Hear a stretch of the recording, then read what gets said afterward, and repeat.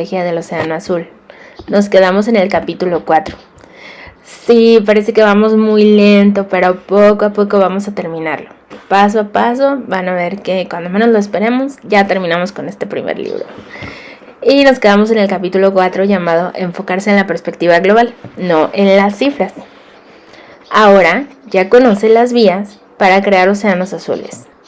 La siguiente pregunta es: ¿cómo alinear el proceso de planeación estratégica a fin de centrar la atención en la perspectiva global y aplicar estas ideas para dibujar el cuadro estratégico de su compañía con miras a llegar a una estrategia de océano azul? No es este un desafío cualquiera.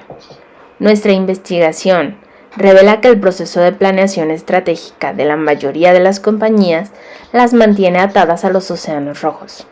El proceso tiende a empujar a las compañías a competir dentro del espacio existente del mercado. Pensemos en un plan estratégico típico. Comienza con una descripción larga de las condiciones presentes de la industria y la situación de la competencia. Después viene un análisis de cómo aumentar la participación en el mercado, capturar segmentos nuevos o recortar costos, seguido de una larga lista de metas e iniciativas. Casi nunca falta un presupuesto completo, acompañado de una profusión de gráficas y todo un surtido de hojas de cálculo. El proceso por lo general culmina con la elaboración de un documento voluminoso, construido a partir de una maraña de datos proporcionados por el personal de las distintas partes de la organización, cuyos planes por lo general son contradictorios y entre las cuales no hay comunicación. En este proceso, los gerentes pasan la mayor parte del tiempo asignado a la estrategia llenando casillas y haciendo cálculos en lugar de pensar en ideas novedosas y desarrollar un esquema claro para escapar de la competencia. Cuando se les pide a las compañías que presenten propuestas estratégicas en unas cuantas diapositivas, rara vez pueden articular unas pocas estrategias claras o contundentes. No es de extrañar que sean pocos los planes estratégicos que culminan en la creación de océanos azules o que se traducen en acción.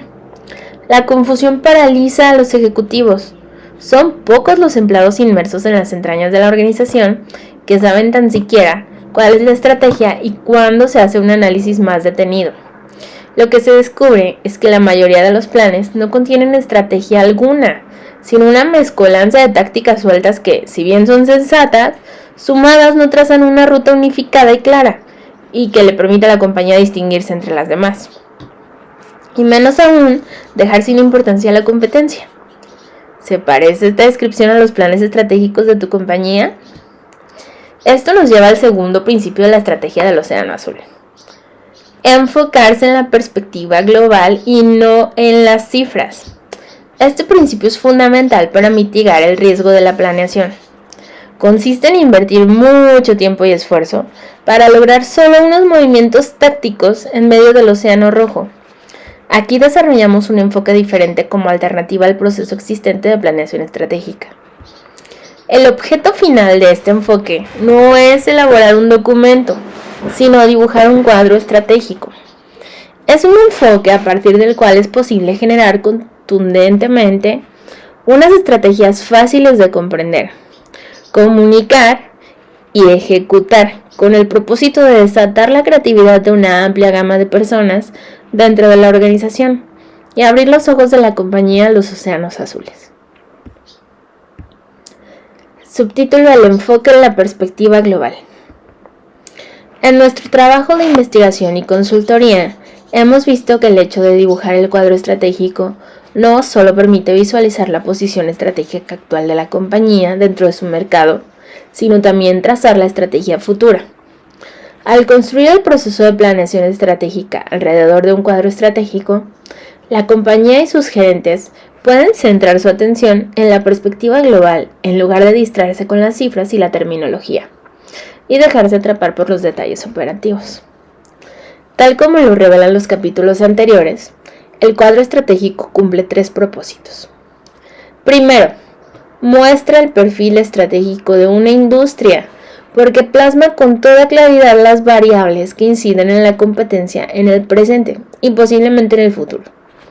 En segundo lugar, muestra el perfil estratégico de los competidores existentes y posibles, y revela las variables en las cuales estos invierten como parte de su estrategia. Por último, muestra el perfil estratégico de la compañía o su curva de valor, en donde se revela la manera como ésta invierte en las variables competitivas y cómo podría invertir en ellas en el futuro. Tal como se expuso en el capítulo 2, el perfil estratégico con potencial de Océanos Azules tiene 3 cualidades simplemente complementarias: foco, divergencia y un mensaje contundente. Si el perfil estratégico de una compañía no revela claramente esas cualidades, es probable que su estrategia sea confusa, difícil de comunicar y carente de diferenciación. También es probable que su ejecución sea costosa. Subtítulo: Elaboración del cuadro estratégico. Dibujar un cuadro estratégico nunca es fácil. Ni siquiera es fácil identificar las variables clave de la competencia. Tal como se verá, la lista definitiva de variables suelen ser muy distintas del primer borrador. La misma dificultad ofrece la labor de evaluar en qué medida la compañía y sus competidores ofrecen las diversas variables competitivas. La mayoría de los gerentes tienen una noción bastante sólida de su desempeño y del de sus competidores, en una o dos dimensiones de su responsabilidad, pero muy pocos ven la totalidad de la dinámica de su industria. Por ejemplo, el gerente de alimentos y bebidas de una aerolínea sabe muy bien cómo se compara su aerolínea en cuanto al servicio a bordo, pero es difícil medir consistentemente el desempeño desde ese punto de vista. Lo que podría parecer una diferencia grande al gerente de alimentos y bebidas puede no ser importante para los clientes, quienes consideran el producto en su totalidad. Algunos gerentes definen las variables competitivas de acuerdo con los beneficios internos. Por ejemplo, un director de informática podría apreciar la infraestructura de informática de la compañía por su capacidad para la explotación de datos, característica que la mayoría de los clientes no aprecian, porque su interés gira alrededor de la velocidad y la facilidad de uso. Durante los últimos 10 años, hemos desarrollado un proceso estructurado para dibujar y analizar un cuadro estratégico capaz de empujar la estrategia de la compañía hacia un océano azul. Un grupo financiero de 150 años de existencia, al cual llamaremos Servicios Financieros Europeos, EFS, es una de las compañías que adoptó este proceso para desarrollar una estrategia encaminada a llevarla lejos de la competencia. Esa nueva estrategia representó para EFS un aumento del 30% en sus ingresos durante el primer año. El proceso consta de 4 pasos y se basa en las 6 vías para crear océanos azules y en un alto grado de estímulo visual cuyo objeto es desencadenar la creatividad de las personas. Véase la figura 4.1. Subtítulo: Primer paso: despertar visual. Es un error frecuente tratar de hablar de los cambios de estrategia sin antes resolver las diferencias de opinión con respecto al estado actual de las cosas. Otro problema es que los ejecutivos muchas veces se resisten a aceptar la necesidad de cambiar, puesto que tienen intereses creados o creen que el tiempo les dará la razón con respecto a sus decisiones anteriores. En efecto, cuando se les pregunta a los ejecutivos de dónde sale la fuerza para buscar océanos azules e implantar cambios, generalmente mencionan una crisis o la determinación de un líder convencido. Por fortuna, hemos visto que cuando los ejecutivos dibujan la curva de valor de la estrategia de su compañía, reconocen la necesidad de cambiar. El cuadro opera como una alerta que incita a las compañías a cuestionar sus estrategias existentes. Así sucedió en EFS, la cual venía experimentando dificultades desde tiempo atrás con una estrategia mal definida y mal comunicada. También sufría de divisiones profundas. Los altos ejecutivos de las subsidiarias regionales de EFS se resentían amargamente con la arrogancia de los ejecutivos de la casa matriz, porque percibían que su filosofía era la de tener los cerebros en el centro y los obreros en el campo. Ese conflicto era otra barrera que impedía comprender los problemas estratégicos de la compañía. Sin embargo, antes de poder trazar una estrategia nueva, era esencial que la compañía comprendiera a fondo su posición del momento. EFS inició el proceso con la reunión de más de 20 altos ejecutivos de sus subsidiarias de Europa, América del Norte, Asia y Australia, a quienes dividió en dos grupos. Uno de ellos debía producir una curva de valor que reflejara el perfil estratégico existente de EFS, con su negocio tradicional de operaciones cambiarias corporativas, en comparación con sus competidores. El otro debía hacer lo mismo en lo referente al incipiente negocio de operaciones cambiarias por la Internet.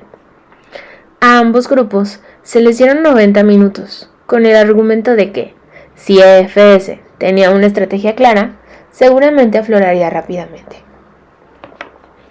La experiencia fue dolorosa.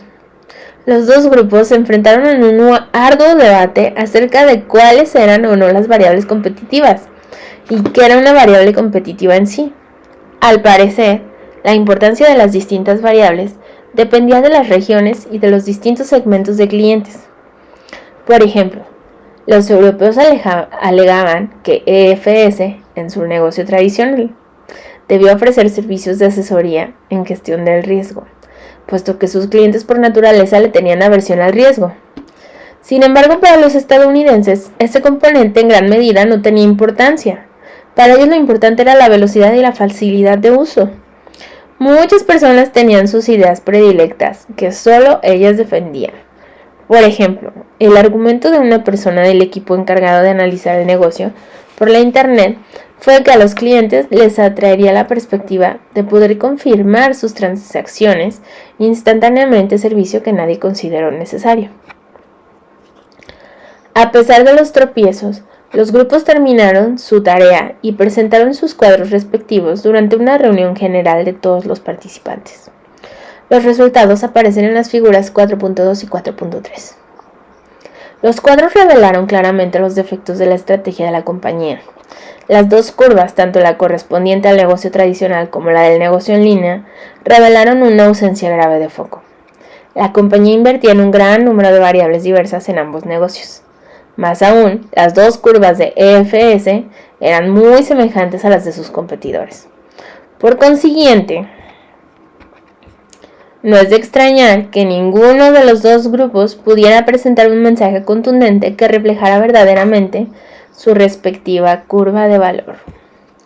También salieron a flote las contradicciones. Por ejemplo, el negocio de las transacciones en línea había invertido considerablemente en facilitar la utilización del sitio virtual y hasta había ganado premios por eso. Sin embargo, lo que se vio que había pasado por alto la velocidad. El sitio virtual de EFS era uno de los más lentos del negocio, lo cual podría explicar su mal desempeño en atraer clientes y vender. Pero quizás el mayor estremecimiento se sintió cuando los grupos compararon la estrategia de EFS con la de sus competidores. El grupo de la Internet se dio cuenta de que su competidor más fuerte, al cual llamaremos Clear Skies, tenía una estrategia clara, original y fácil de comunicar: transacciones cambiarias con solo oprimir un botón. Clear Skies crecía rápidamente y cada vez se alejaba más del océano rojo. Ante la evidencia palpable de las deficiencias de la compañía, los ejecutivos de EFS no pudieron defender unas estrategias débiles, mal comunicadas y que nada tenían de originales. El esfuerzo de dibujar los cuadros estratégicos fue un argumento más fuerte a favor del cambio de lo que habría podido ser cualquier otro basado en cifras o palabras. Esto despertó en la alta gerencia un deseo fuerte de reconsiderar seriamente la estrategia existente de la compañía. Segundo paso: exploración visual. El llamado a despertar es apenas el primer paso. El siguiente consiste en llevar a un grupo de gerentes al campo a fin de enfrentarlos con una realidad que deben comprender: la manera como la gente utiliza o no utiliza sus productos o servicios. Aunque este paso podría parecer obvio, hemos visto que los gerentes suelen delegar la responsabilidad por este aspecto de su proceso estratégico. Por lo general, se basan en los informes elaborados por otros, muchas veces a 1 o 2 mundos de distancia de esa realidad de la cual trata el informe. Una compañía no debe entregar jamás sus ojos a un tercero. No hay nada que pueda reemplazar la capacidad de ver por uno mismo. Los grandes artistas no pintan con base en las descripciones de otros, ni tampoco a partir de fotografías. Prefieren ver a la persona con sus propios ojos. Lo mismo sucede con las grandes estrategias. Michael Bloomberg, antes de convertirse en alcalde de la ciudad de Nueva York, tenía fama de visionario porque se dio cuenta de que los proveedores de información financiera también debían ofrecer datos analíticos en tiempo real a fin de ayudar a los usuarios a comprender la información. Pero fue el primero en reconocer que esa idea pudo haberla tenido cualquiera que hubiera observado a los operadores utilizando el router o el Dow Jones Telerate. Antes de Bloomberg, los operadores trabajaban con lápiz, papel y calculadoras para anotar las cotizaciones y calcular los valores justos del mercado antes de tomar sus decisiones de compra o venta. Esta práctica se traducía en pérdidas de tiempo y dinero, para no mencionar la posibilidad de cometer errores. Estas grandes ideas estratégicas no son tanto fruto de la genialidad como de salir al campo y cuestionar las fronteras de la competencia. En el caso de Bloomberg, la idea surgió sencillamente de presentar atención a los usuarios, los operadores y los analistas, en lugar de los compradores de informática, como era costumbre en la industria. Fue la manera como Bloomberg pudo ver aquello que era invisible para otros. No hay duda de que primero hay que fijar la atención en los clientes, pero no basta con eso. También hay que ir tras los no clientes. Y cuando el cliente no es el mismo usuario, es preciso incluir a los usuarios en la observación, como lo hizo Bloomberg. Y no es solo cuestión de hablar con todas esas personas, sino de observarlas en acción. Al identificar la gama de otros productos y servicios complementarios que las personas utilizan al tiempo con el producto de la compañía, es posible ver las oportunidades para combinar ofertas. Por ejemplo, los padres que van al cine contratan niñeras por la noche. Tal como lo descubriera Kinepolis, una operadora europea de salas de cine, el hecho de ofrecer el servicio adicional de guardería sirvió para llenar los cines en Europa. Por último, es necesario estudiar la manera como los clientes podrían encontrar alternativas para satisfacer la necesidad que la compañía satisface con su producto o servicio. Por ejemplo, la alternativa para no volar es conducir, de manera que es preciso examinar también las ventajas y las características distintivas de esa alternativa. EFS envió a sus gerentes al campo de operaciones durante 4 semanas para explorar las 6 vías hacia la creación de los océanos azules. Como parte de ese proceso, cada uno debía entrevistar y observar a 10 personas relacionadas con operaciones cambiarias, entre ellas los clientes perdidos, los clientes nuevos y los clientes de los competidores de EFS, y de otras alternativas. Los gerentes también exploraron las compañías externas a las fronteras tradicionales de la industria, que todavía no utilizaban los servicios cambiarios, pero que podrían hacerlo en el futuro, como podrían ser las compañías virtuales de alcance global como Amazon.com. Entrevistaron a los usuarios finales de los servicios cambiarios, a saber, los departamentos de contabilidad y tesorería de las compañías. Por último, estudiaron los productos y servicios complementarios que sus clientes utilizaban, en particular, el manejo de tesorería y las simulaciones de precios. La investigación de campo cambió drásticamente muchas de las conclusiones a las cuales habían llegado los gerentes en el primer paso de la creación de la estrategia. Por ejemplo, los gerentes de relaciones con los clientes, considerados por la mayoría como esenciales para el éxito de la compañía y de quienes EFS estaba orgullosa, demostraron ser el talón de Aquiles de la compañía. Los clientes detestaban perder su tiempo con los gerentes de relaciones para comprar para los compradores. Para los compradores, los gerentes de relaciones eran quienes salvaban las relaciones porque EFS no cumplía sus promesas. Para asombro de todos, la variable más apreciada por los clientes era la pronta confirmación de sus transacciones. Mencionada anteriormente solo por uno de los gerentes. Los gerentes de EFS reconocieron que el personal de los departamentos de contabilidad de sus clientes dedicaba mucho tiempo a llamar para confirmar que los pagos se habían realizado y a verificar el momento en el cual se recibían.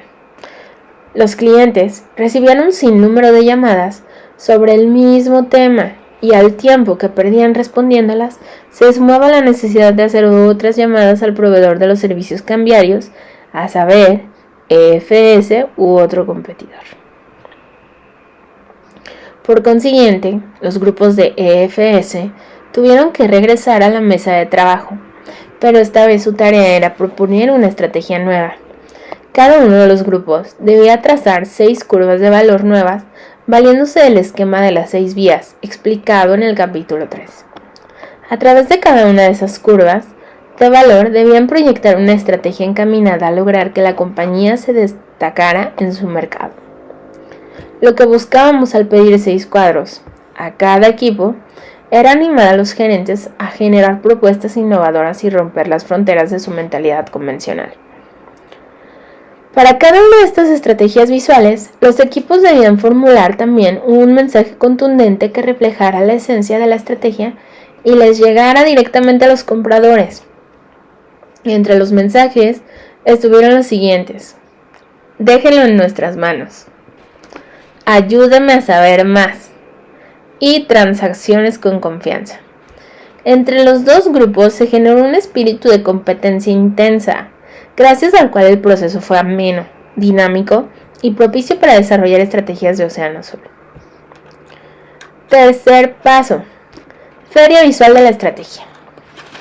Después de 2 semanas de dibujar y repetir los dibujos, los grupos presentaron sus cuadros estratégicos en la denominada Feria Visual de la Estrategia.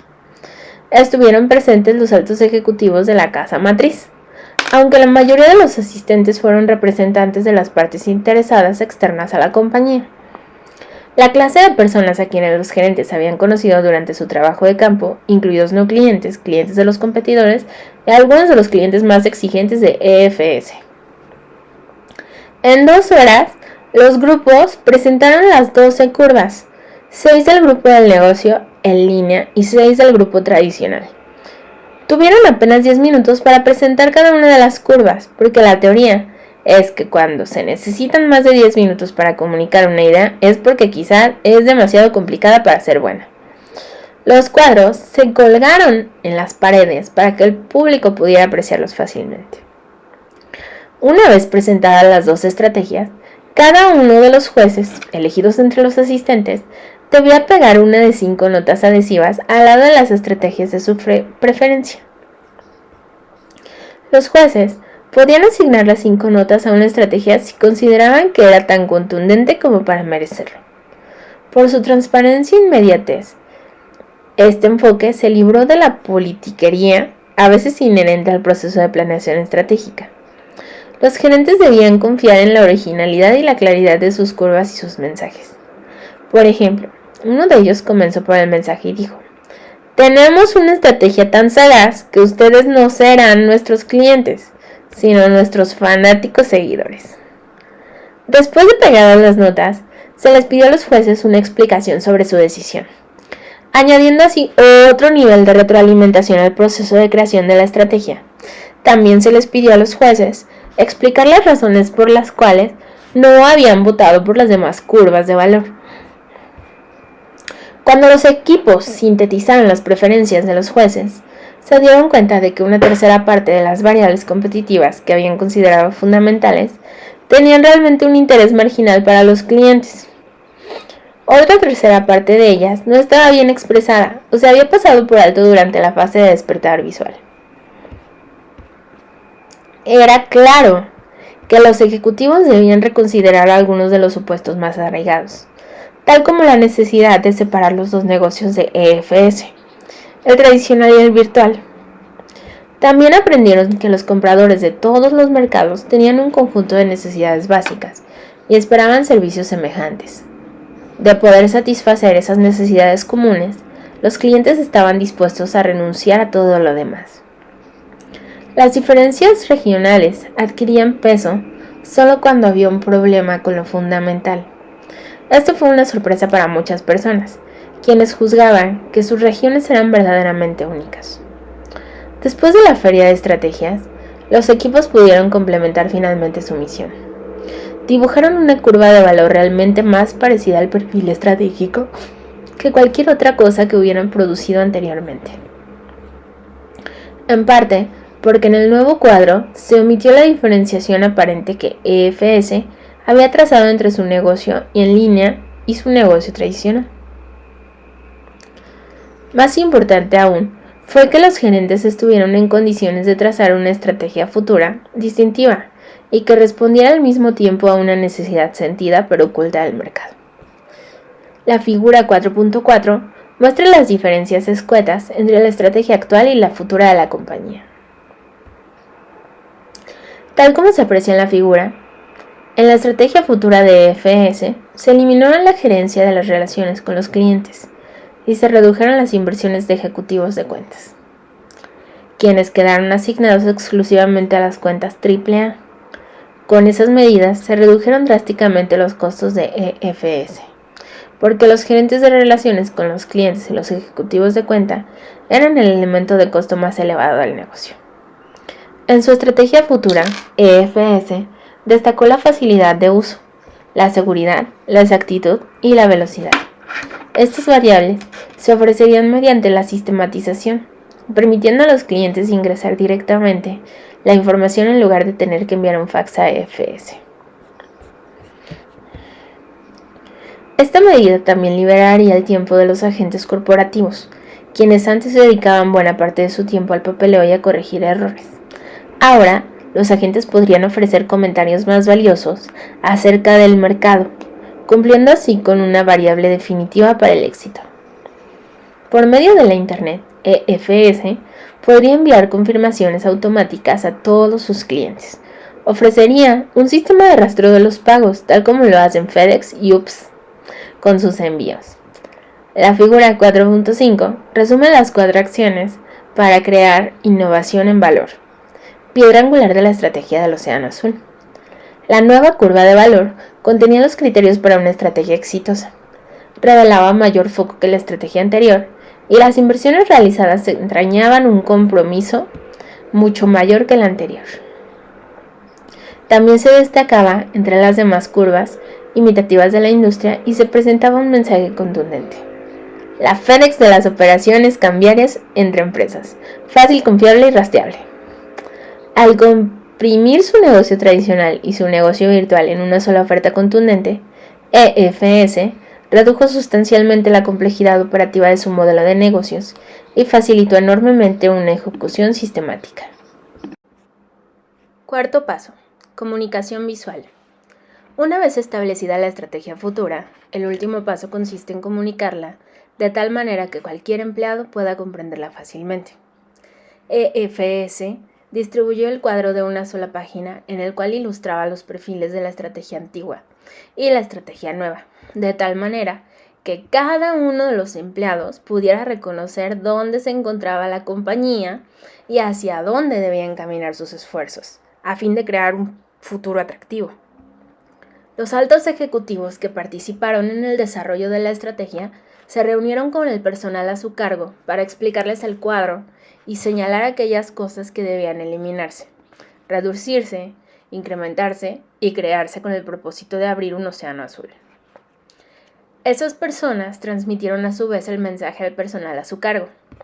La claridad del nuevo plan motivó hasta tal punto a los empleados que muchos pegaron una copia del cuadro en sus cubículos, a fin de recordar constantemente las nuevas prioridades de EFS y los vacíos que debían eliminar. El nuevo cuadro se convirtió en punto de referencia para todas las decisiones de inversión.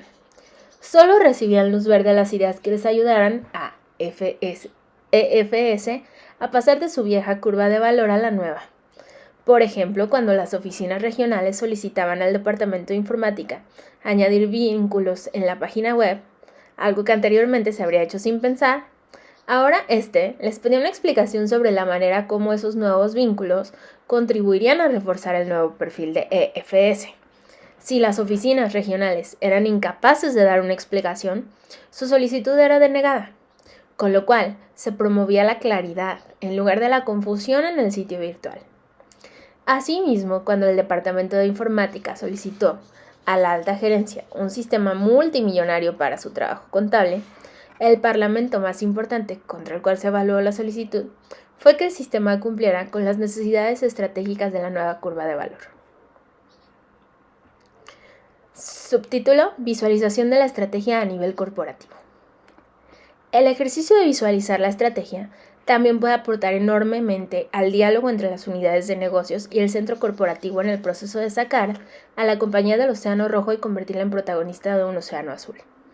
Cuando las unidades de negocios se comunican sus cuadros estratégicos entre sí, se profundiza el conocimiento de los demás negocios del portafolio corporativo. Además, el proceso también fomenta la transferencia de las mejores prácticas estratégicas entre las unidades. Subtítulo: Utilización del cuadro estratégico. Para comprender cómo funciona esto, tomemos el ejemplo de cómo Samsung Electronics de Corea utilizó sus cuadros estratégicos durante su conferencia corporativa del año 2000, a la cual asistieron más de 72 altos ejecutivos, incluido el director ejecutivo. Los directores de las unidades presentaron sus cuadros y sus planes de ejecución a los altos ejecutivos y a los demás directores. Los debates fueron acalorados y varios de los directores de las unidades alegaron que se sentían restringidos en su libertad para formar estrategias futuras debido al grado de competencia al cual se enfrentaban. Las unidades que tenían mal desempeño sentían que no tenían más opción que igualar las ofertas de sus competidores. Esa hipótesis demostró ser falsa cuando una de las unidades de mayor crecimiento, la de los teléfonos móviles, presentó su cuadro estratégico. Su curva de valor no solo era claramente distinta, sino que la unidad enfrentaba la más intensa de las competencias. Con la creación del Centro del Programa de Innovación en Valor BIP en 1998, Samsung Electronics institucionalizó la utilización del cuadro estratégico para sus decisiones fundamentales sobre creación de negocio. Los miembros de los equipos interfuncionales medulares se reúnen en el centro BIP para hablar de sus proyectos estratégicos. Esas deliberaciones, por lo general, giran en torno a los cuadros estratégicos. Gracias al conocimiento que ha desarrollado con respecto a la motivación en valor, el centro, equipado con 20 salas de proyecto, ayuda a las unidades a tomar sus decisiones sobre los productos y servicios que piensan ofrecer. En 2003, el centro culminó más de 80 proyectos estratégicos y abrió más de 10 sucursales BIP para satisfacer las exigencias crecientes de las unidades de negocio. Por ejemplo, el televisor de 40 pulgadas con pantalla de cristal líquido de mayor venta en el mundo, lanzado en diciembre del 2002, fue producto de la dedicación de un equipo de trabajo, el cual trabajó en el proyecto durante 4 meses en el centro. Lo mismo sucedió con el teléfono celular más vendido del mundo, el SGHT-100, del cual se han vendido más de 10 millones de unidades. Desde 1999, Samsung Electronics viene realizando una conferencia corporativa anual sobre innovación en valor, presidida por la totalidad de sus altos ejecutivos. Durante la conferencia se comparten los proyectos más exitosos de innovación en valor a través de las presentaciones y exposiciones y se premian los mejores casos. Esta es una de las maneras como Samsung Electronics establece un lenguaje común, instilando una cultura corporativa y unas normas estratégicas para sacar su portafolio de negocios de los océanos rojos y crear océanos azules. ¿No comprenden a fondo los directores de las unidades de negocios de su compañía los demás negocios del portafolio corporativo?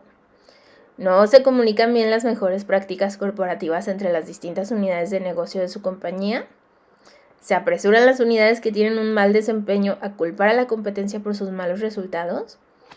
Si la respuesta a cualquiera de estas preguntas es afirmativa, conviene solicitar a las unidades de negocios que elaboren sus cuadros estratégicos y los den a conocer. Subtítulo: Utilización del mapa de pioneros, inmigrantes y colonos. La visualización de la estrategia también puede ayudar a los gerentes encargados de la estrategia corporativa a predecir y planear el crecimiento y las utilidades futuras de la compañía. todas las compañías de nuestro estudio que crearon océanos azules han sido pioneras en sus industrias, no necesariamente en el desarrollo. Los pioneros de una compañía son los negocios que ofrecen valor sin precedentes. Son los estrategas de los océanos azules y son las fuentes más poderosas de crecimiento rentable. Estos negocios arrastran a una gran masa de clientes. Sus curvas de valor aparecen divergentes de las de la competencia en el cuadro estratégico. En el otro extremo están los colonos, aquellos negocios cuyas curvas de valor se adaptan a la forma básica de la industria en general. Son los negocios imitativos. Los colonos, por lo general, no contribuyen en mayor medida al crecimiento de una compañía, puesto que están varados en el Océano Rojo. El potencial de los emigrantes es intermedio. Esos negocios amplían la curva de la industria, puesto que ofrecen más por menos, pero no modifican su forma básica. Estos negocios ofrecen un mejor valor, pero no son innovadores. Las estrategias de estos negocios se ubican en el margen entre los océanos rojos y los océanos azules. Un ejercicio útil para el equipo de gerencia de una corporación, cuyo objetivo es lograr un crecimiento rentable, consiste en elaborar un mapa de pioneros emigrantes y colonos, PS, para ubicar en él el portafolio actual y el portafolio futuro de la compañía. Para efectos de este ejercicio, los colonos se definen como negocios imitativos, los emigrantes como negocios que ofrecen mejores cosas que la mayoría de los competidores del mercado, mientras que los pioneros son los únicos que cuentan con un número masivo de seguidores. Si tanto el portafolio actual como el portafolio previsto constan principalmente de colonos, la compañía tendrá una trayectoria de bajo crecimiento confinada principalmente a los océanos y deberá esforzarse por innovar en valor. Aunque la compañía podría ser rentable hoy, mientras sus colonos le generan dinero. Bien podría haber caído en la trampa de las comparaciones con la competencia, la imitación y la competencia intensa por precio. Si lo que ofrece ahora y lo que piensa ofrecer en el futuro consta principalmente de una serie de migrantes, es posible esperar un crecimiento razonable, pero eso implica que la compañía no está explotando su potencial de crecimiento y corre el riesgo de ser marginada por una compañía que innove en valor. Nuestra experiencia nos ha enseñado que mientras más colonos hay en una industria, mayor es la oportunidad de innovar en valor y crear espacios nuevos de océanos azules en el mercado. Este ejercicio encierra un valor especial para los gerentes que desean ver más allá del desempeño presente. Los ingresos por ventas, la rentabilidad, la participación en el mercado y la satisfacción de los clientes son indicadores de la posición actual de la compañía. Contrariamente a lo que sugiere el pensamiento estratégico convencional, estos indicadores no pueden señalar el camino hacia el futuro, puesto que los cambios del entorno suceden con demasiada rapidez. La participación actual en el mercado refleja el desempeño histórico de la compañía. Basta con pensar en el retroceso estratégico y la perturbación en la participación en el mercado acaecidos con el ingreso de CNN al mercado de los Estados Unidos, ABC, CBS y NBC, los cuales tenían una fuerte participación histórica en el mercado, fueron arrasados. Los directores ejecutivos de las compañías deben optar por centrar su atención en el valor y la innovación como parámetros importantes para manejar su portafolio de negocios. Deben utilizar la innovación, porque sin ella, las compañías no pueden salir de la trampa de tratar de superar a la competencia. Deben utilizar el valor, porque las ideas innovadoras son rentables únicamente en la medida en que tengan relación directa con aquella, por lo cual los compradores están dispuestos a pagar. Es claro que los altos ejecutivos deberían tratar de inclinar la balanza de su portafolio futuro hacia los negocios pioneros. Ese es el camino hacia el crecimiento con rentabilidad. El mapa PEC, que aparece en la figura 4.6, ilustra esta trayectoria y describe la dispersión del portafolio de negocios de una compañía, donde el centro de gravedad de su portafolio actual de 12 negocios, representado por medio de 12 puntos, pasa de tener una preponderancia de colonos a tener un mayor número de migrantes y pioneros. Sin embargo, al buscar un mayor número de pioneros, los altos ejecutivos deben tener presente que los colonos, pese a tener un potencial de crecimiento, apenas marginal, muchas veces son los que generan el flujo de ingresos en el presente. Por otra parte, los pioneros encierran el mayor potencial de crecimiento, pero muchas veces consumen dinero en un principio mientras crecen y se expanden. No hay duda de que el objetivo de los altos ejecutivos debe ser el de manejar sabiamente su portafolio de negocios a fin de lograr un buen equilibrio entre el crecimiento rentable y el flujo de caja en un determinado momento. Subtítulo: ¿Cómo vencer las limitaciones de la planeación estratégica? Los gerentes suelen manifestar tácita o explícitamente su descontento con el proceso tradicional de la planeación estratégica, es decir, la actividad medular de esta estrategia. Para ellos, la planeación estratégica debe ser más una cuestión de construir la sabiduría colectiva que de hacer una planeación de abajo hacia arriba y de arriba abajo. Piensan que debe ser un proceso de diálogo y no únicamente de documentación, y basarse más en la noción de construir una perspectiva global en lugar de unos ejercicios numéricos. Debe tener un componente creativo en lugar de ser estrictamente analítico, y debe producir un mayor grado de motivación para lograr un compromiso natural, en lugar de un compromiso negociado. A pesar de la sed de cambio, es poco lo que se ha hecho por desarrollar una alternativa al proceso actual de planeación estratégica, el cual es la tarea más esencial de la gerencia en el sentido de que prácticamente todas las compañías del mundo no solo lo realizan, sino que dedican meses de trabajo intenso a este ejercicio todos los años. Al construir el proceso alrededor de un cuadro, se solucionan muchas de las quejas de los gerentes con respecto a la planeación estratégica existente y se obtienen mejores resultados. Tal como dijo Aristóteles, el alma nunca piensa sin imágenes. Claro está que dibujar un cuadro estratégico y un mapa PS no es lo único que se hace dentro del proceso de planeación estratégica. En algún punto se hace necesario recopilar y analizar cifras y documentos, pero creemos que es más fácil poner los detalles en su lugar si los gerentes parten de la perspectiva global que les indica cómo deslindarse de la competencia. Los métodos aquí propuestos para visualizar la estrategia sirven para que ésta vuelva a ser parte de la planeación estratégica y mejoran las posibilidades de crear océanos azules. ¿Cómo maximizar el tamaño del océano azul que se está creando? Esta pregunta es el tema del capítulo siguiente. Y terminamos con el capítulo número 4.